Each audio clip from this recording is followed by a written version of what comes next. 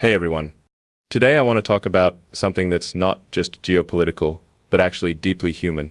A shift that's been unfolding quietly but firmly, something that if you zoom out from headlines and politics, you'll see is far more than just global diplomacy or power games. It's about evolution, about a civilization reclaiming its trajectory.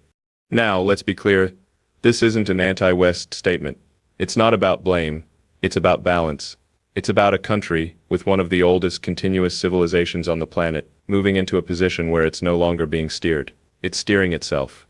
If you zoom out far enough, like not 10 years, not 50, but maybe 200, 300 years, you start to see patterns that aren't visible on the surface. One of those patterns is how nations rise and fall, and how influence shifts. It's like a pendulum, sometimes slow, sometimes sudden, but it always swings. Now, India's story is one of the most fascinating in human history. We're talking about a civilization that dates back thousands of years before the Roman Empire, before most of Europe had written alphabets. It invented the concept of zero, advanced astronomy, surgery, mathematics, you name it. And then, somewhere around the 18th century, the trajectory changed. Colonization happened. The British Empire took over, and this massive, innovative civilization was essentially put into standby mode. Colonialism wasn't just about taking resources, it was about rewriting a nation's mental software. It replaced systems, languages, education, even self-belief. It taught generations of Indians that value comes from somewhere else, from London, Paris, Washington. That pattern, this idea of external validation, didn't just vanish after 1947 when India became independent. It stuck around. You could say it's like legacy code. Even after you uninstall the old program, some bugs still linger in the background. So what happened post-independence? Well, India was free politically, but still very much entangled in Western frameworks, whether it was trade via the US dollar, economic policies modeled after World Bank or IMF suggestions, or education systems heavily inspired by Oxbridge and the West. And look, this wasn't always bad.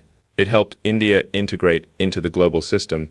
But integration is not the same as leadership. Integration can still mean dependency. That sips the chain I found talking about. The West didn't control India in the conventional sense anymore, but it still held onto the levers, credit ratings, tech patents, media narratives, and even talent migration. For decades, many of India's brightest minds left for MIT, Stanford, or Wall Street because the perception was that real opportunity lay out there, not at home. But here's the interesting thing. India didn't fight this system directly. It learned from it. It reverse-engineered the operating system. It built parallel systems, quietly, iteratively, incrementally. And now it's starting to push those systems into the global arena, from UPI and Aadhaar to space missions and diplomatic independence. It's like watching open-source beat proprietary software. What makes this moment historic is that India isn't trying to catch up anymore. It's moving on a different vector. It's no longer seeking to be accepted by the West. It's creating its own value, its own identity, and offering it to the world.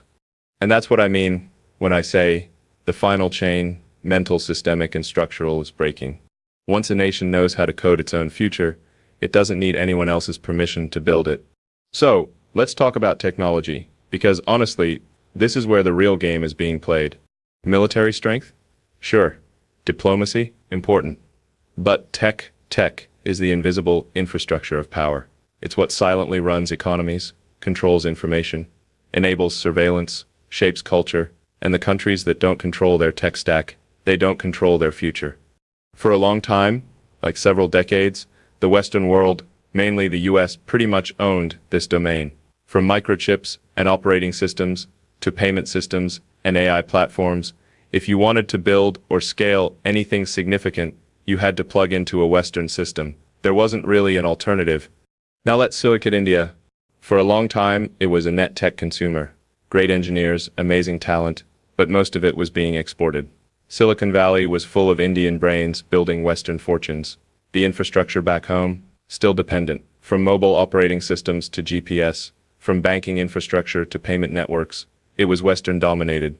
But over the last 10, 15 years, something shifted. And it wasn't loud, it wasn't flashy, it was subtle, systemic, and honestly, very smart. India started building its own digital architecture, not because it was trying to be protectionist, but because it saw the risk in overdependence. UPI, for example. It's not just a payment system. It's a digital backbone. It made sending money across India as easy as sending a text message. No transaction fees, no foreign intermediaries. That's independence. That's what breaking chains looks like. Then there's Aadhaar, over 1 billion people with a biometric digital ID integrated into banking, welfare, taxation, again built locally and incredibly hard to replicate at that scale. And now look at semiconductors. India is investing billions in chip fabrication plants, partnering with countries like Japan and Israel, because it knows you can't be a 21st century superpower if your chips are made somewhere else. Even in space, India is taking a bold approach. I mean, you've got ISRO landing a rover near the moon's south pole at a fraction of what it costs NASA. That's not just impressive, it's disruptive. And you know what's most interesting? The West is now studying these models. That's when you know the game is flipped, when the old teacher starts taking notes from the student. What India is doing isn't set about isolation. It sets about autonomy. It sets saying, we set still partner, we set collaborate, but we set not dependent anymore. That SIP's a really important distinction. Because in today's world, power isn't about how many fighter jets you have, it's about how many patents you control, how much of your infrastructure runs on your own terms, how much of your population is connected not just physically, but digitally, securely, and sovereignly. India has understood that. It SIP's building for it. And that's why I say, the game isn't about headlines, it's about the architecture underneath them. And India? It's been quietly rewriting its blueprint. Now let this talk diplomacy. Because if you want to understand where global power is shifting, you have to stop looking at just economics or tech. You have to look at how a nation positions itself in the world, who it aligns with, who it challenges, and more importantly, how it makes decisions when it's being pulled from both sides. India is in a unique spot right now. It's not part of any fixed bloc, it's not fully aligned with the West, nor is it leaning completely east. It's what I call non-alignment 2.0. And that SIP's actually a pretty brilliant strategy. Let me explain. Historically, during the Cold War, the non-alignment movement meant trying to stay neutral between the US and the Soviet Union. But today's world isn't bipolar anymore. It's multipolar. And that makes non-alignment more like strategic flexibility, agile, dynamic, opportunity-focused. India, for instance, is part of the BRICS alliance with China and Russia, clearly counter-Western in many ways. But at the same time, it's a key player in the Quad, alongside the US, Japan, and Australia, aimed at Indo-Pacific security. So you've got India sitting at two different tables, and it's not getting torn apart, it's shaping the menu. When the US and its allies sanctioned Russian oil, India didn't fall in line. It kept buying, because it served its energy security. It didn't apologize. It didn't grandstand. It just made the decision based on its national interest. That SIP's the key point. India is playing by its logic, not someone else's framework. Now, some traditional powers might interpret this as being difficult or unpredictable. But I actually think it's very rational. It's engineering-level thinking applied to geopolitics. What's the objective function? Security, growth, sovereignty. What are the constraints? Global pressure, regional threats, resource limits. What's the solution space? Fluid diplomacy, self-defined priorities, parallel alliances. You see, the world is moving toward a decentralized model, whether in finance, information, or influence. And India is building its foreign policy the same way. And this isn't anti-West. India still trades heavily with the US, works closely with Israel on defense, and partners with European nations on sustainability and tech. It just refuses to be told what to do. And that SIP's the chain that SIP's quietly snapping. For decades, diplomacy was about alignment. Pick your side, stick to the narrative. But now, the smartest nations are building multi-aligned architectures, like a distributed system. If one node fails, the network still runs. That's SEP's what India SEP's doing. It's building redundancy into its foreign relations. And in a future full of shocks, economic, military, environmental, that resilience could make all the difference. So yeah, non-alignment 2.0, it's not about standing still, it's about moving in every direction you need, at the speed that makes sense, without waiting for permission. And that SIPS is real control. So, let's talk about something that most people don't see, but that's literally shaping the entire future of civilization: data. In the 20th century, power came from controlling oil. In the 21st century, it comes from controlling data, and just like oil, if you don't control your own supply, you end up paying a premium for access, for influence, for survival. Now here's the problem most countries face, especially developing ones. Their data flows out. It's harvested by foreign apps, stored on foreign servers, and analyzed by foreign algorithms, which means decisions about their people are being made somewhere else. But India is doing something different. India is actively building data sovereignty. It's one of the only major countries that's really thinking about this like an engineer would, like a systems problem that needs a secure, scalable architecture. And that starts with infrastructure. India passed data localization laws. Basically, it told global tech companies, if you collect Indian data, it stays in India. It's not negotiable. That's a big move, because most of the cloud infrastructure is still controlled by the US, Amazon, Google, Microsoft. But India didn't just make a demand, it built the capacity to back it up. And it's going further. UPI, the digital payment platform, is not just a convenience tool, it's a public utility. The government owns the pipes, and it's not just domestic. Countries like France, Singapore, and UAE are now integrating with it. That means Indian digital systems are going global without being dependent on Visa or MasterCard. And then there's Aadhaar, the digital ID platform. Over 1 billion people onboarded, linked to everything from banking to healthcare. But again, it's not privatized, it's sovereign, it's Indian data for Indian systems. And now comes the next layer, AI. Most large language models, the ones driving the current AI revolution, are trained on Western data, Western values, Western languages. But India is now training its own models in Hindi, Tamil, Bengali, and dozens of local languages. Why? Because language isn't just communication, it's cognition. If your AI doesn't understand your culture, it won't serve your people. India is also exploring quantum computing, blockchain for governance, and indigenous 5G stacks. That's not just innovation, it's insulation. It's risk mitigation in a volatile digital future. Because here's the hard truth. In the next 10 years, countries won't be conquered by armies. They'll be manipulated through algorithms, their elections, their markets, their minds. And the only defense? Digital self-reliance. India sees that, and it sits acting on it. Most countries are still thinking in analog terms.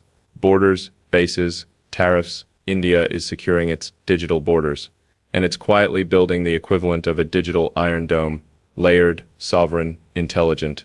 So when we say India broke the final chain, this is one of the biggest pieces.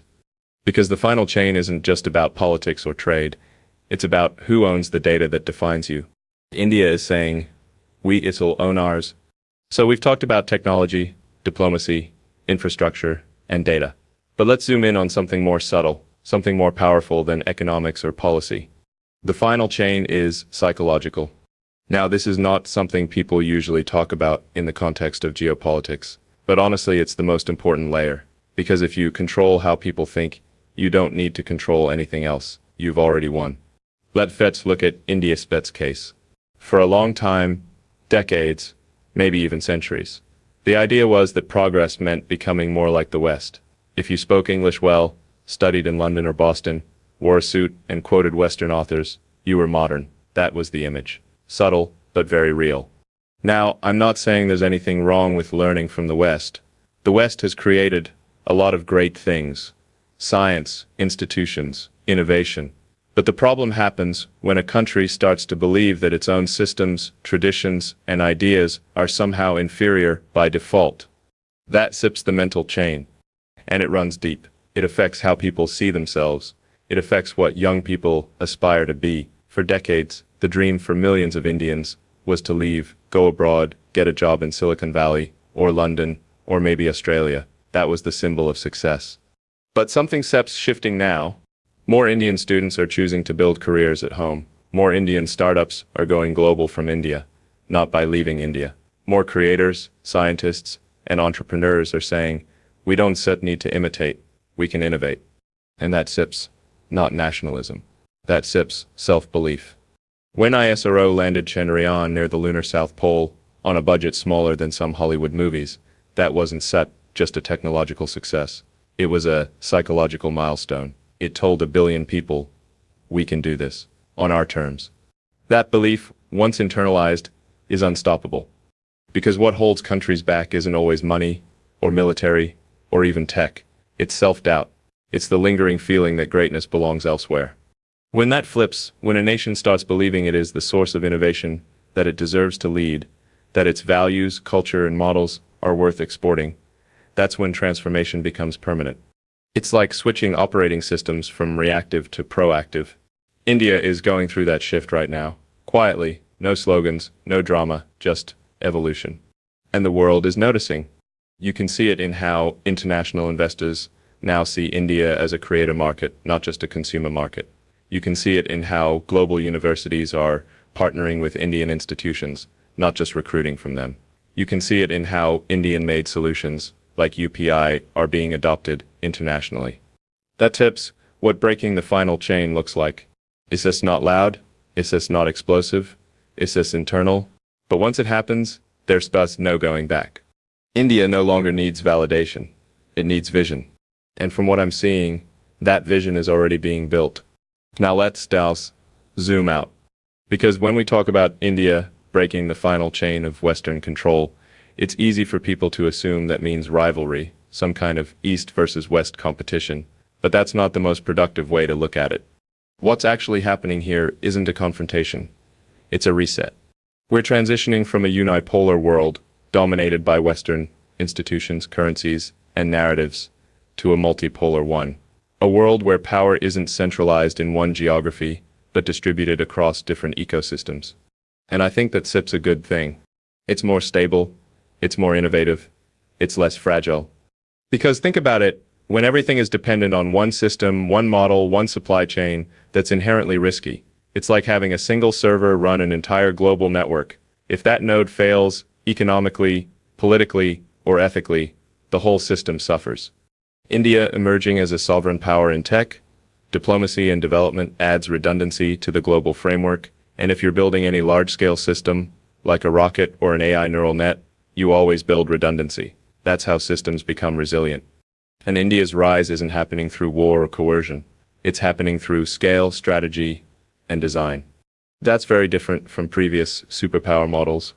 Instead of exporting ideology, India is exporting infrastructure, digital public goods, healthcare models, and financial systems that are open source, decentralized, and adaptable. That's not just soft power, that's systems power. And here's the other thing. It doesn't mean the West loses. That's the zero-sum fallacy. The US doesn't need to fall for India to rise. Europe doesn't need to weaken for Asia to innovate. In fact, when new innovation hubs emerge, it forces everyone to level up. It raises the global baseline. It's like having more teams in a space race. You get better rockets, faster iteration, greater learning. So this is not about replacing the West, it's about balancing it. And honestly, that balance is overdue. For too long, global narratives have come from one direction, one style of thinking, one history, one worldview that creates blind spots. It excludes billions of voices, and it creates friction. India brings a different lens, shaped by diversity, by scale, by philosophical traditions that go back thousands of years. That perspective matters, especially in a world dealing with complex, multidimensional challenges like AI ethics, climate collapse, inequality, and post-capitalist economies. So, if we're building the next civilization layer, whether it's multiplanetary life, a global